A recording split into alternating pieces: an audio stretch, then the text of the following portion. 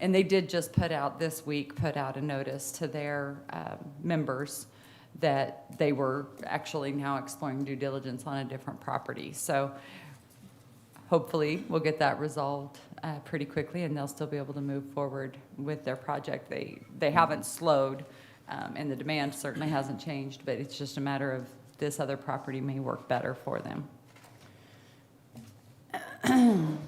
Will that slow them 3 or 6 months just to do the new site work design and stuff like this? We hope not. And we can only really say that because of the time of year that they were anticipating getting going anyway.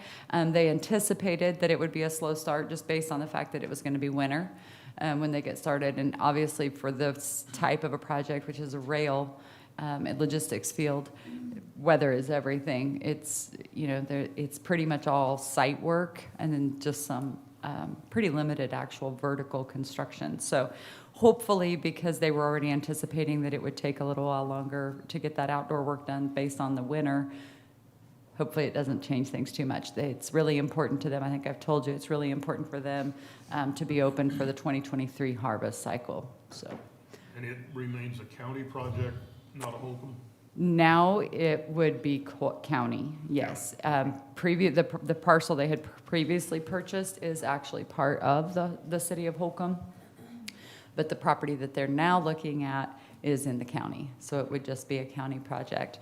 And the previous property was going to require some road improvements on the county side because there's a small piece of county road that wasn't improved yet. The new property won't require any road improvements from outside. It'll be all on-site improvements. So that's also a good thing. Okay, thank you. Sure. On our housing prospects, we are continuing to work, obviously, with the 3rd Street Hunter's Glen. They've got phase 1 ready to go, waiting now just on the closing with the USDA on the funding. And then phase 2 is already well down the road with getting their planning and such put in on that. So hopefully those two pretty well just go seamlessly. Nobody will even notice that phase 1 ended and phase 2 began. We hope. That is a significant number of units and would certainly go a long way towards getting us some rentals, and that would help in the market greatly. And how many units are involved there? Just shy of 300 as it's drawn right now, and this is the one where they have designed it with a community center in the development and a small commercial plot within the development and childcare. Childcare is included? Mm-hmm. Thank you. It's all single families? No, these are all duplexes to fourplexes. They're all rental units? Yes. Yeah, they have to be rental units. This is a USDA program that requires, the good news with it is the farm worker program, but it allows us to charge, what we've had issues with some of the affordable housing programs in the past is that our wages are just simply too high to qualify for some of the wage-controlled housing.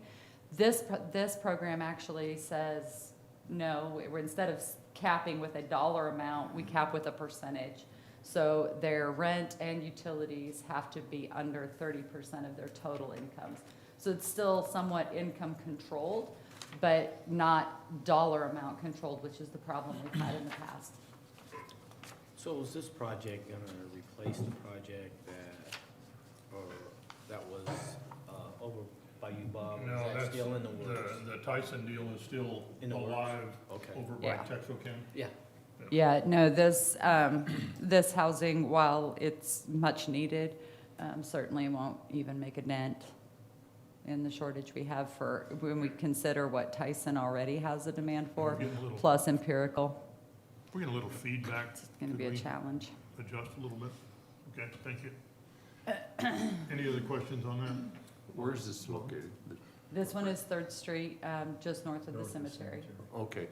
North of what they started. Oh, okay. Yeah, I Short asked of that the pond. last time, didn't I? The houses that are To the there, west of Third, Keep asking. to the west of West Third of Street. 3rd Street. the houses West that of are Third. there are as Well, part I'm of thinking this of development. those sheds they're building on the other That side of the same, street. same developer initially, but then he sold that original project off and he's doing the rest of it. Yeah. Project 820, this is Lost Rivers subdivision. We did run into some challenges with getting some of their contractors through the process. They hadn't, a couple of his subcontractors hadn't worked in Finney County before, and we had a few challenges getting them caught up with the bonding process and how that all works. We worked directly with their bonding agencies, our office did, in order to help facilitate and get that project going. So all of the bonds are now in place, and they are underway over on Lost Rivers.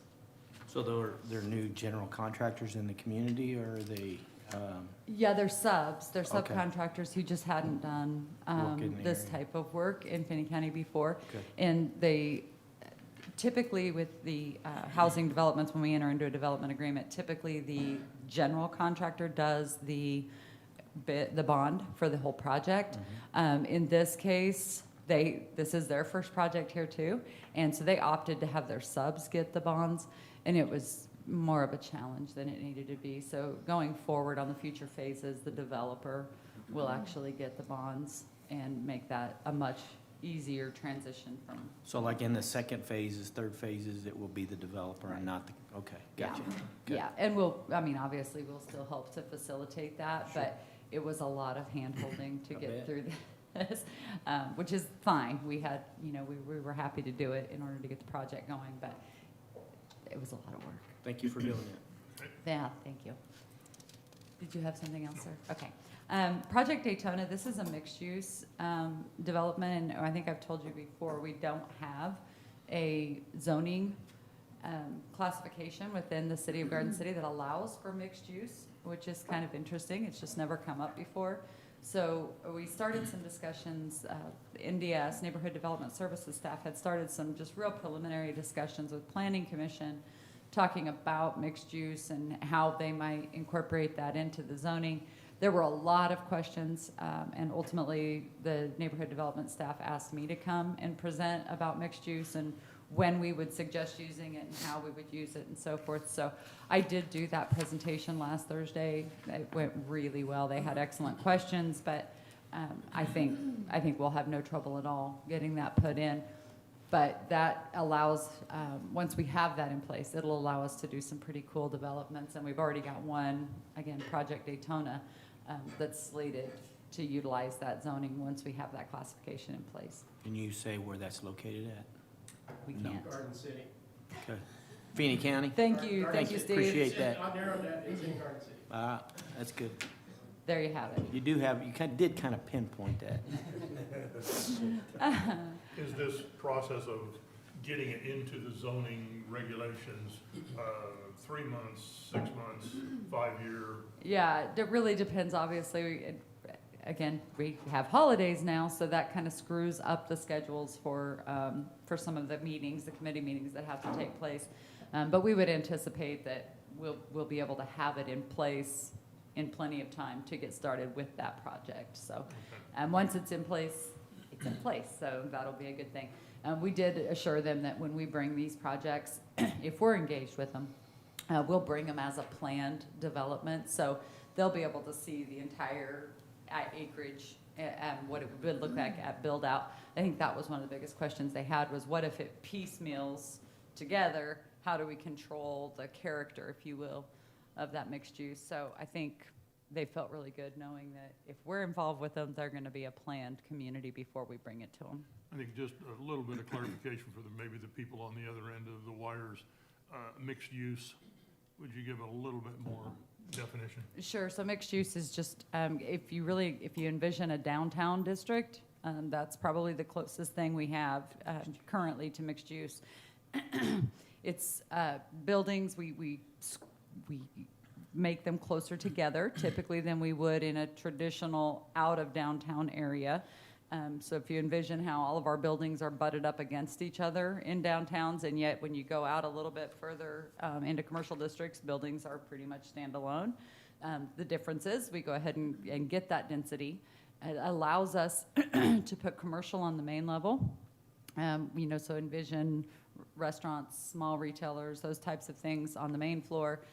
What this developer is looking at is having second floor office space available in the development, and then housing above, on the levels above the office. So allows us to go up instead of out like we traditionally do in communities like ours, where we have a lot of flat land for development. If you can envision a 7-acre tract, if we just built a couple of retail businesses there, or a couple of restaurants, or some houses, that's the only use you would get, and 7 acres wouldn't give us a lot of bang for our buck. But by being able to go higher density and go up, we now created a much more significant tax implication, tax base with that 7 acres than we would have developing it as housing, for instance. All right, Does that make thank you. sense? Yep, thank you. Okay, Project Redwing, we did take the first step of the tax increment finance district to the county commission and to the city commission. Again, I think I explained this the last time, but counties cannot actually put, in Kansas, counties can't actually put a designation of a TIF.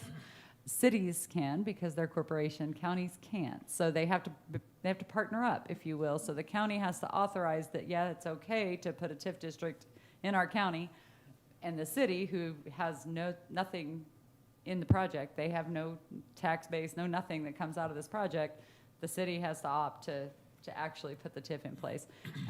I hadn't really thought about it because I think we take it for granted, but when I did my radio interview last week, and the morning guy was asking me if that was a seamless process, I said, oh, it was, but it didn't have to be. Again, because of the relationships that we have between our city and county here, it was seamless because everybody just agreed that this is an opportunity for the county, and the city just said, sure, we'll jump in and help however we need to. That wouldn't happen everywhere. So I think it was good to be reminded that it really is a blessing that we have the working relationships we have. And honestly, that our economic development is set up the way it is, and we serve all of those partners. So for us, it's really easy to make those kinds of projects happen. But Is annexation required in a process like no, that? no, they will not be a part of the city. Okay, They will stay a county development. okay. Mhm, So yeah. no city tax implications on, The city, in that, they just approved that the city would build they it? just took care of it. Yeah, they don't That's get awesome. utilities, they don't get ad valorem tax. They will get their portion of the county sales tax that's collected there. Good. But certainly, like I said, a lot of cities Yeah, I'd wouldn't say- have worried about that too much, right? That's you guys' deal They'll to let take them care try of to it. figure it out. So That's good. it's very neat Yeah. that ours work together the way they do. Well, that's why we're. On that, the infrastructure. The streets, later on, the county will take care of them. The county will take care of the sewer, I'm sure. And that's the way it works. Yeah, so the way, typically, the way it works, we don't have a development agreement yet. All of that will be outlined in a development agreement. What we anticipate is that, yes, we will go to them and create a development agreement. The developer will be responsible for the construction of all infrastructure necessary to serve the development. And then typically, there's a bonding, again, required that says, hey, this is going to be public infrastructure, so you have to guarantee that you're going to build it to the standards that the county has for infrastructure. And then you're also going to put a maintenance bond on it. So for the first year, if anything goes wrong with that, that's on you, contractor, not on the county. And then, yes, ultimately, the county owns that infrastructure. And the TIF is really the tool that allows us to get it built and saves us from, we talk about the bridge to nowhere. There are communities who go and actually put in a bunch of infrastructure into bare ground like this and then hope that they can sell the lots out. Sometimes that works, but it's a pretty big risk to take on the taxpayer's back. The TIF allows us to let the private developer step in, build that infrastructure to the standard that the community would have built it at if they were building it themselves, and then ultimately hand it over to the county. So, great question, but yeah, that's what we would anticipate will happen. Again, we don't have that development agreement in place yet. We're already starting down that path, though, to have that ready for them. Good. Any other questions? And again, tax increment finance district, we talked about this the last time.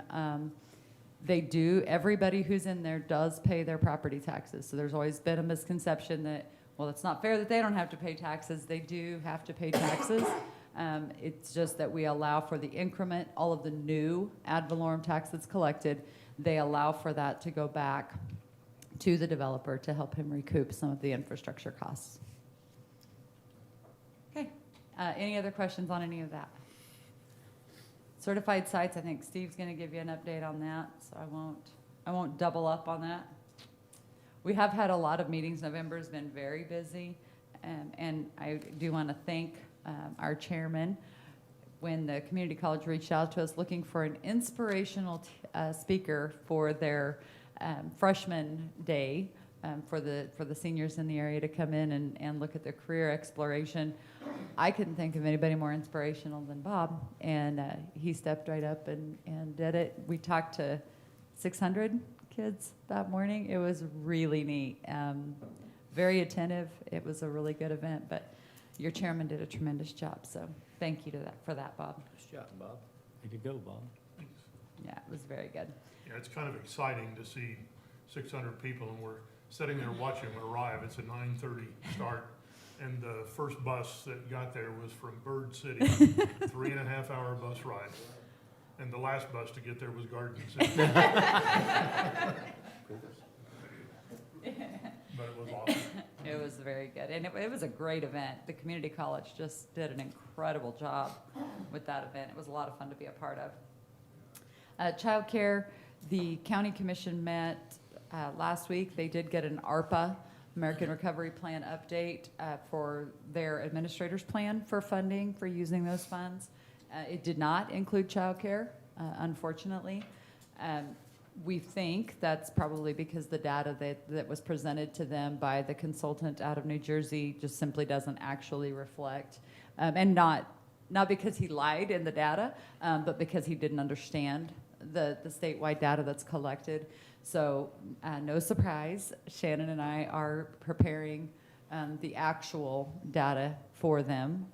We're very close to having that actually completed. We're working directly with Childcare Aware, which is the agency that tracks that data throughout the state of Kansas.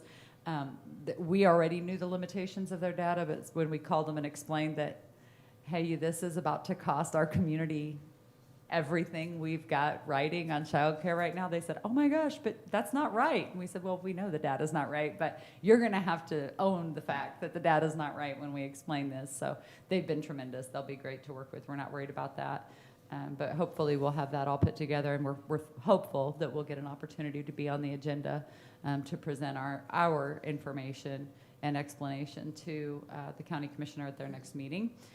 We'll also be on their agenda for a couple of other items, so hopefully they'll let us on to talk about childcare as well. I continue to work with the Kansas Future Fellows and with the high school graduation requirements task force. That work is all heating up a little bit. We're getting some really good traction in both of those areas right now. Spark Task Force, with all of the other things that have been going on with the legislature and the special session, they've not convened those meetings yet, so hopefully we hear from them very soon to get those meetings underway and come up with some ideas for how to invest those ARPA dollars throughout the state of Kansas. And that's all I have. The Secretary of Commerce / Lieutenant Governor was in town.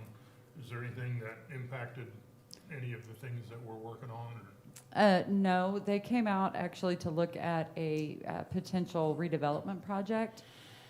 They're working with some groups on doing some housing projects in a few communities, and had identified one of our buildings as one that they potentially wanted to look at to see if it would be a good concept for them. We did host Congressman Estes. For those of you who aren't aware, he's the U.S. Congressman from the Wichita area. And he came out a couple of weeks ago, and his staff asked if we could give him a tour and show him around and spend some time with him. So we actually hosted him for about 4 hours that afternoon, which was really neat. It was a great opportunity. Most of us are very familiar with Congressman Estes. He was previously the treasurer for the state of Kansas, and we have a good relationship with him, but he really enjoyed getting to see all of our industrial development. And then we took him to the college and spent some time talking about the STEM program and the airport, and what was the other? Oh, the wastewater reuse. So those are all federal initiatives that we're working on locally, and he was very pleased to get an update on those. So it was very nice to have him here. What's the status on empirical? How's how's the project? Are they ahead of schedule? They on schedule? They would say on schedule, yeah. Things are going okay there. Alan McEntee is transitioning out, so he he did bring over a couple of fellows who are taking over his duties as project manager and introduced them to us. So I think they're a little overwhelmed with the magnitude of things that he was kind of keeping moving, but we had a great discussion with them, and I think they're going to be great to work with. We're not concerned about that at all, but it'll be different without having Alan there, obviously, to just quickly shoot text messages to and get answers. But Sure. we're happy for him that he's going to, I guess, go what he calls home to Ireland, which is weird, but At least we for a thought we while, were home. yeah. But Well, I think yeah. it'll be a real loss to our community, because I think he's been a really It'll be a involved, huge integral loss. part. And I would agree. when he flies away Monday, it'll be a change, so. Agreed. Okay, anything else for Lana? All right, then we get the real last report from Nicole. Good morning. Good morning. The past month with workforce groups, next Wednesday, the high school will be doing their freshman career day, now called the Academy to Career Day. I think that registration was supposed to close on Monday, but I believe they would still accept employers if they're still interested in coming. With just a little back history, this is where our area employers come and educate the freshmen on the careers that are available in Finney County, so that they're getting ready to take it's basically an aptitude test, but they call it Zello, to determine what academy they're going to go into, what career choice that they think that they're interested in. So kind of giving them just a little education on what's available and to try to help in their decision to determine what academy that they're interested in. Also, kind of a little aside, which was a little last minute, but I guess we're going to do it, so it'll be fine. They're going to do a job fair at the high school the following Wednesday. So they've had quite a few employers go to the high school and ask if they could do a job fair, just because, as you all know, our employment situation is dire in the community. So they're, I think, willing to go and talk with the kids and let them know that, hey, these jobs are open, and they're willing to work with the school on sports schedules and school schedules, and just, which is a huge plus because we haven't always had that kind of relationship. So they're going to do that next on December 8th, and it will be a full day event. They're going to start at 7:15 and go to 4 o'clock. So a very traditional type job fair. And that registration, both of those registrations for their career day and for student job fair are available on our website on the workforce tab. So if you have any employers that are wanting to register, go ahead. Do you have quite a bit of pre-registration? I think on the career day, I haven't talked to Jenny on the job fair. I think she was more or less wanting to get through career day, and then also using that as most of the time when we go to the career day, we have the employers asking, when are we going to do a job fair? So I think that she'll probably use that as her in to, hey, next week we're going to do this. As far as the college, Lana briefly touched on Exploration Day. Just a little history on this. You know, they started this like 4 or 5 years ago. More than that. But honestly, most people didn't probably know about it until 4 or 5 years ago. But they honestly thought this was going to be their last year because they didn't know what to expect coming off of COVID. They just didn't know if the kids would want to do it. And as she said, this is the most students they've ever had. It continues to grow.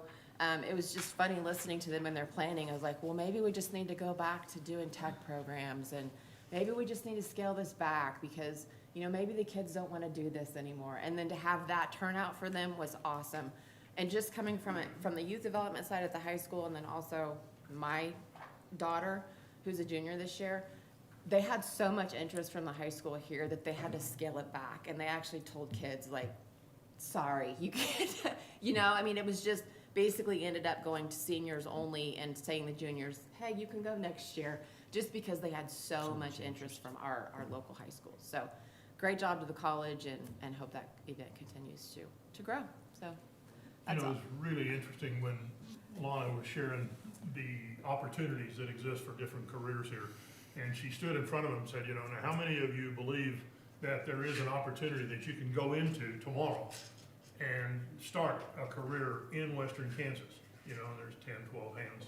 And she says, all right, now, in reality, there are 2 employers for each and every one of you out there right now, looking for you, asking for you to be here. And the further she went in terms of developing how many people we had on unemployment and how many people we have looking for employees, it really started opening some eyes of the group that was there. It was well done. It's just interesting that I think we take it for granted that they have to know how desperate the situation is and how many opportunities are out there for them.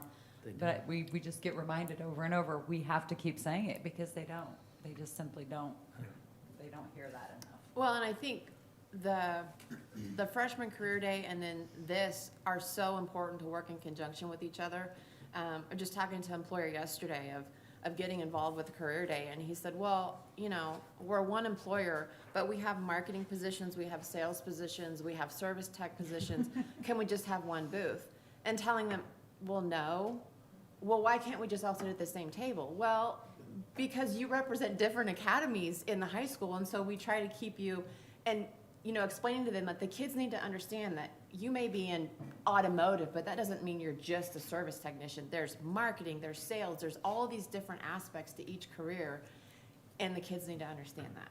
And after you get that through to the employers, oh, well, that makes sense. Yeah, because you may be this industry, but you are hitting every single one of those academies in one way or another. So it's an education for the kids, but also for the employers. So it's a good experience. But that's all I have. You guys have questions? Any or- other questions for Nicole?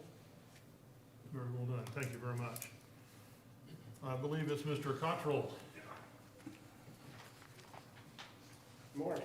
Good morning, sir. Okay, I wasn't gonna talk about certified sites, but Lana said I will, so I will. Next thing I'm gonna do, KDHE has a program that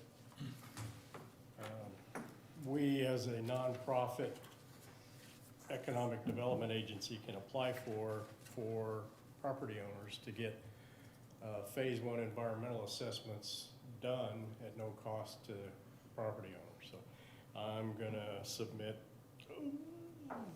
4 or 5 sites and hopefully get some or all funded. So we're still rolling on that. Slow month from the Department of Commerce. They only sent out 1 RFP, and we did not submit on it because it's one of those things that needs 50 million square feet and employs the size, workforce the size of the city of Wichita, not quite. Way more than we have the ability to address with everything that's going on right now, so. We are assisting a local business in search for a site with direct access to mainline BNSF for their business, and have a potential second tenant to co-locate with that particular business. Unrelated businesses, but they do have a little bit of potential to cooperate on the rail side. The legislative post-audit is wrapping up a report on industrial revenue bond tax abatements for the legislature. And they've done a deep dive into 9 IRBs across the state. And the DFA project was one of the 9 that was submitted. So we're trying to educate them on how bad off the data they're using is. So once again, Shannon is teaching people in state government how to do statistical analysis. Lana mentioned that Redwing got its first starts at both city and county commission meetings last week. The week before Christmas, there will be public hearings at both entities. The one at the county will essentially result in a resolution that approves the city's action to create the district. The city sets a public hearing process in motion that, well, there is a public hearing. Let me step back. if the city at the public hearing finds that they want to proceed with the district, they pass an ordinance, and then there's a 30-day protest period, if you will, that the county, school districts, college, and let's see, the extension district's not into this one. So just the main taxing entities have 30 days to decide that there's an adverse impact to their tax base or operations. We don't think any of that's going to happen, simply because everybody recognizes the need for economic development. So all of that culminates probably in late February, March, when everything is finally approved, the district's set. Timing-wise, that works out great with everything that has to go through Planning Commission, so be ready, Miss Vicki. They'll be filing a rezoning application and a preliminary and final plat for Phase 1 in December, for Planning Commission action in January. Planning Commission also will get to help in the approval process of the project plan that basically describes how the development may occur, and the economic impact to the community, as well as whatever, however long it might take to pay off whatever reimbursable costs the developer chooses to go for in a fairly long list of reimbursable items. Again, no vertical construction is eligible for reimbursement, so it's all infrastructure, parking lots, drainage, street lights are okay, parking lot lights, but nothing as far as buildings is eligible. So, on the residential side, we started working on, since we have the chat study was finally completed, I've identified 15 to 16, I was trying to count them up in my head this morning, I forgot to bring maps, potential tracks in the unincorporated area around Garden City and over towards Holcomb that will propose be submitted as eligible RHID sites to the Department of Commerce for the county. I've started working also on neighborhood revitalization program in the county. That one is going to take a lot longer because you have to come up with a list of all the individual property owners in the areas that we think might benefit from having the neighborhood revitalization program assist them in improving the value of their properties. So that one is going to take just a tad longer to get going. We've also been working on some amendments to the Garden City neighborhood revitalization program. The way the program sits now, on a commercial property, there's a maximum of $2.5 million in building permit value. So if you have a project that's going to cost $2.6 million, you can't participate. So the main change we're looking at is keeping that $2.5 million cap, but it's only on the first $2.5 million. So you can have a $4 million project, you only get the tax benefit rebate on the first $2.5 million. So we're not creating anything that other people, that the taxing entities would lose otherwise. So they're not losing more or foregoing more in that future value. That's it. It's, I might just point out on that last comment, in the way prices have been moving this year, there are certain buildings that are being built that were under 2.5, and now due to those increases, it jumped over. And so it's a real impact, but I think the solution you're proposing hopefully will be able to be applied. And one of the other minor tweaks is the shorter timeline from the time your building permit is approved till you have to file an application for NRP. Right now, there's up to 120 days that you have from building permit to when you have to file an application. If you get a building permit today, start your construction, county appraiser's office gives you a new value January 1st, those improvements you made are part of your base value. So it's to everybody's best interest to file those almost same day or within a week. So we've got to work on a process that when you get a building permit, they also hand you the application package for NRPs. Very good. Any other questions for Steve? I like that comment that you weren't very busy this month. That sounds very good. Thanks, Steve. Scott? Morning. Good morning, sir. The website had about 3,500 visits over the past month. And you can see in the Facebook pages too, but the most viewed posts were the Hidden Trail Brewery story. That's open up this week. Grand opening is today. Yeah. And the ribbon cutting is this Saturday at Hidden Trail. Also, the Garden City shooting range story was one of the most viewed posts on the website. And coming in third was a story I did in 2019 about the blacksmith in Elkhart. He was on the Still Forged in there? Fire TV show. Still there. So My goodness. I don't know why that was, but I found that interesting. It's Shannon. Shannon keeps clicking on it.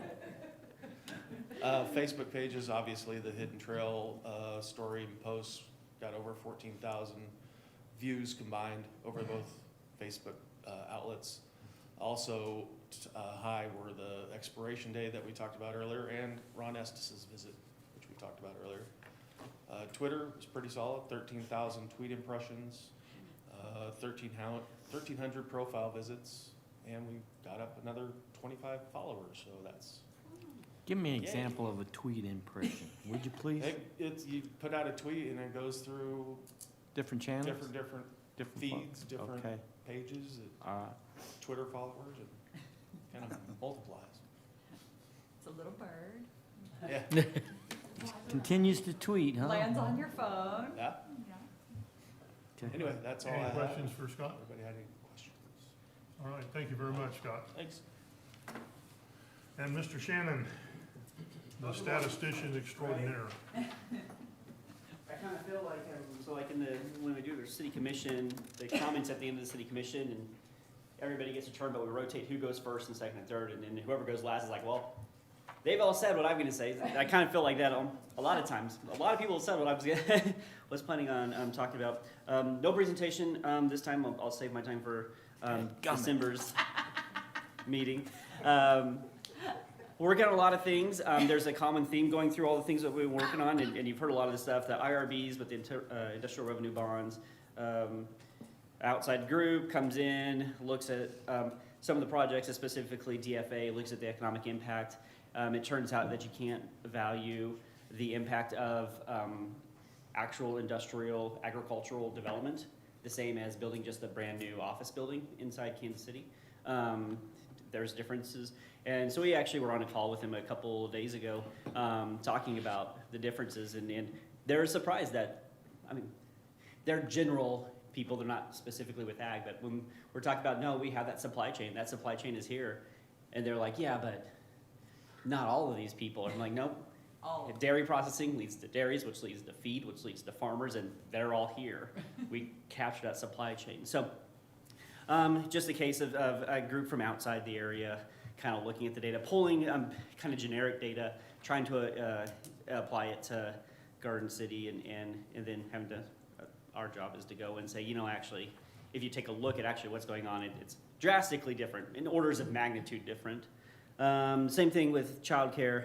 Outside agency comes in, says, hey, I'm gonna pull some data, not really looking at what's going on with the data, so we called, like Lana was saying, called Head Start, called the state level childcare aware, discussed what's going on.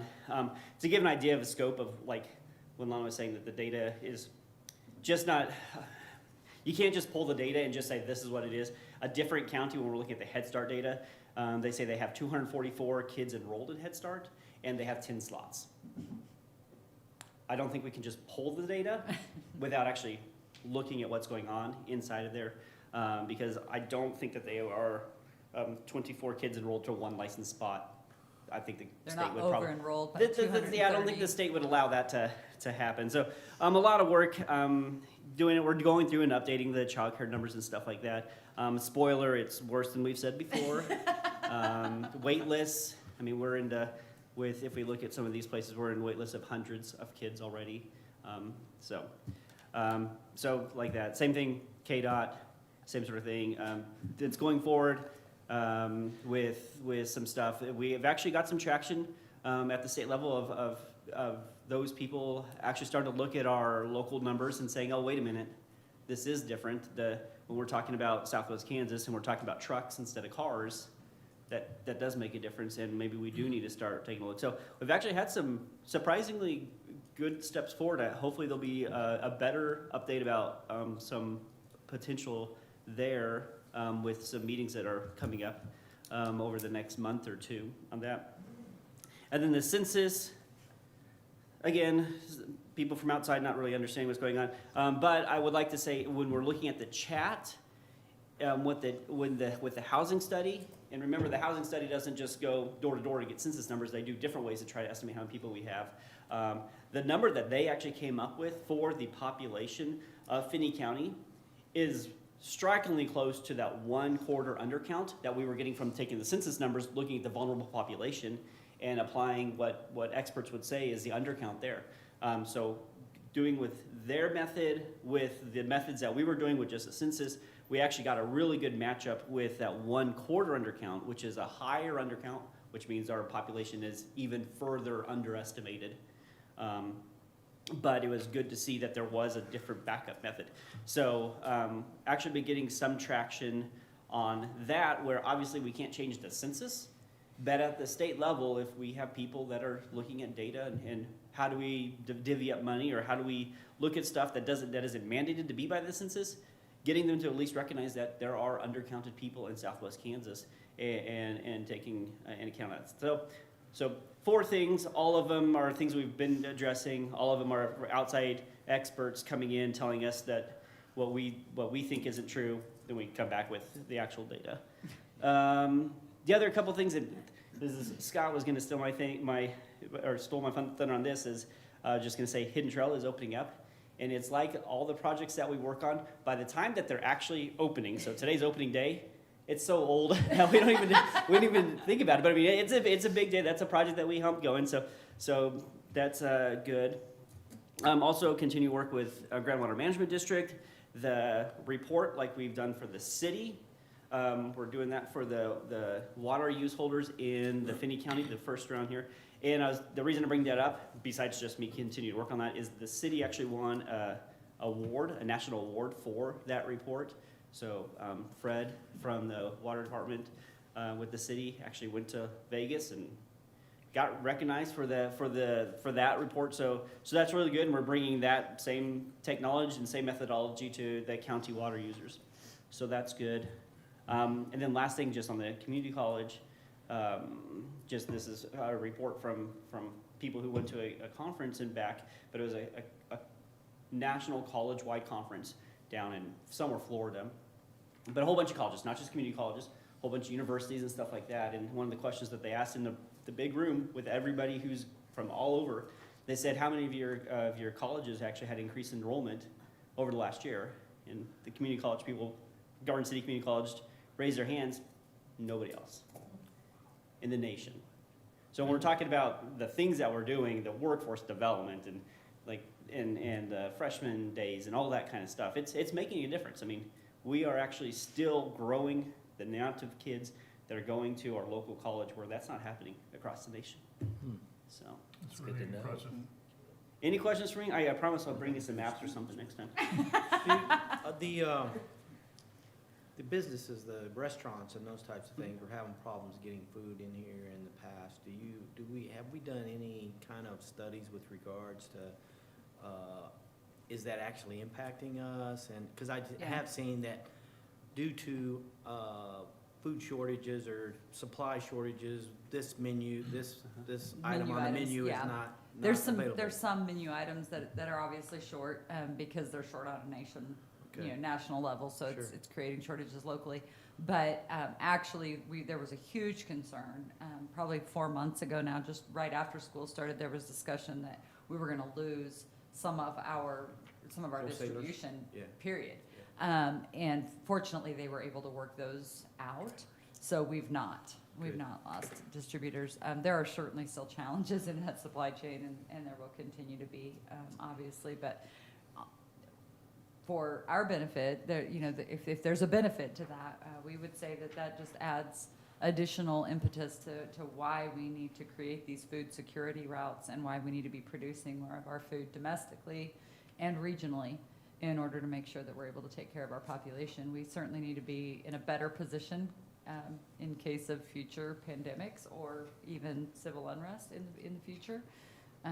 The more we can do to regionally support our food systems, I think there's a huge value to that. Certainly, we're using it as ammunition for our advocacy at the federal level to continue to support regional food systems.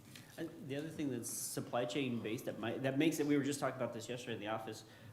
We've had record-setting sales for the city and the county this year. We're up somewhere between 8 to 11%, but that's without the car sales, because cars, there's the supply chain on the car side of things. And usually, if you're talking about what drives sales tax, it's vehicle sales, and we are up that much with very tight supply on vehicles. So our economy, even though we're looks like we're doing great, if we look at how our sales are doing, really is even doing better because we're missing a big chunk of what we normally do, what generates those sales. So that is a part of the supply chain that is, we don't see it hurting us because overall everything is so far up, but we are missing out a piece because of that supply chain on the car side.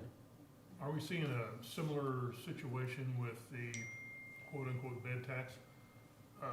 Is it holding solid or has it dropped off? I have not looked at that number recently. Last time I did look at it, it looked like it was back to pre-pandemic levels. Okay. But that's definitely, don't quote me on that because I have not looked at that in the last couple of months. All right, thanks. I did see, I was Joe was here with Black Hills, and he invited me to dinner, and we had dinner at the Baron, and there's a gentleman that was sitting at a table by us from Wichita that come twice a year, and he says, you guys are doing some amazing things here in Garden City. He says, it changes every time I come. So he says it's a testament to what we're doing the right things, and people are noticing it, so it's That's very cool. yes, it is awesome. Very good. Put a smile on my face. All right, thank you, Shannon. All right, new business. The only item I think we need to bring up, we all know this is our last meeting with Nicole. In the way we're set up in our policy situation, Nicole has been appointed our recording secretary. We have a board member who is a secretary treasurer, but we have relegated that. And with her being gone and her replacement not being selected at this point in time, I would suggest that we have Scott keep our minutes, if you will, be our recording secretary for the interim until we have someone in place. I guess I would like a motion to that effect. Larry, I second it. and second, Ron. Any discussion? All in favor, aye? Aye. And opposed? Scott, another high-paying job. Thanks for stepping up, Scott. Is there any other new business that needs to come before the board? Not that we're aware of, sir. And old business? We have our December meeting, remember, we have moved it a week early. It's on the 15th. And If you guys need my Christmas list ahead And of then that, our I'm happy to share. annual meeting, which we will do for all of our partners and the community and everyone else, is on January the 26th. So those are the 2 dates that we need to have. Is there a Southwest night out in Topeka this year? I'm afraid it's that day.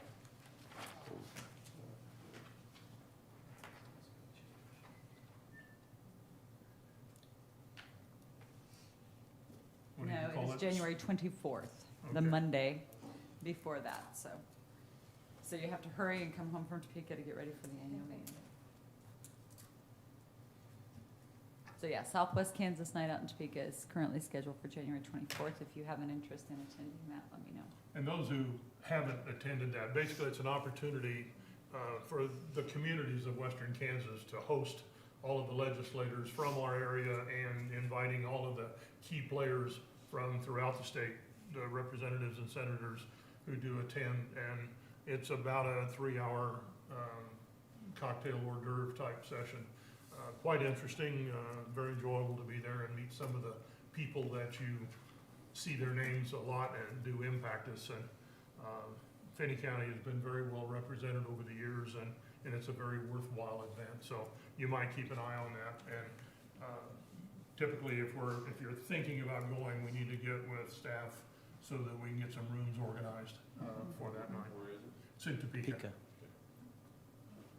Okay, any other business that needs to come, where you're going to need an executive session, 15 minutes?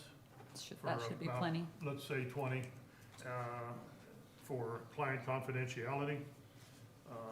If there's nothing else, I will ask for a motion to adjourn to an executive session.